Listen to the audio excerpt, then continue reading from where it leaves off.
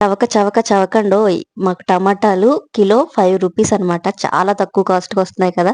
మరి టమాటా వెరైటీస్ అన్నీ చేసేసుకోవాలి కదా! ఇప్పుడు టమాటా మసాలా కర్రీ అయితే చేస్తున్నాను. ముందుగా స్టవ్ పై మూకుడు పెట్టుకొని, ఆయిల్ వేసుకొని, ఆవాలు చిటపటమన్న తర్వాత ఉల్లిపాయలు ఒక 2 ఉల్లిపాయలేసుకున్నాను. పచ్చిమిరపకాయ ముక్కలు వేసుకొని బాగా ఫ్రై చేసుకోవాలి.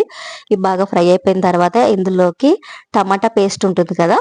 ఈ టమాటా పేస్ట్ ఒక 2 టమాటాలు అయితే పేస్ట్ చేసేసి వేసాననమాట. ఈ టమాటా పేస్ట్ పచ్చివాసన పోయేంత వరకు ఫ్రై చేసుకొని, ఇందులో అల్లం వెల్లుల్లి పేస్ట్ కూడా వేసుకొని, అది కూడా బాగా ఫ్రై అయిన తర్వాత గరం మసాలా, ధనియాల పొడి, జీలకర్ర పొడి 1 టేబుల్ స్పూన్ వేసుకొని, పసుపు, కారం, ఉప్పు వేసేసుకొని బాగా ఫ్రై చేసుకున్న తర్వాత ఇందులో ఈ విధంగా టమాటాలు కట్ చేసుకొని, ఈ టమాటా ముక్కలు వేసేసుకోవాలి. ఒక 4 టమాటాలనైతే వేసేసాను.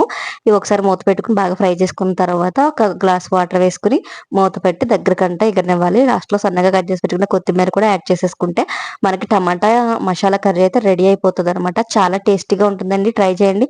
వీడియోకి లైక్ ఇవ్వడం మర్చిపోవద్దు. కామెంట్ చేయడం అస్సలు మర్చిపోవద్దు. Thank you for watching. Bye bye.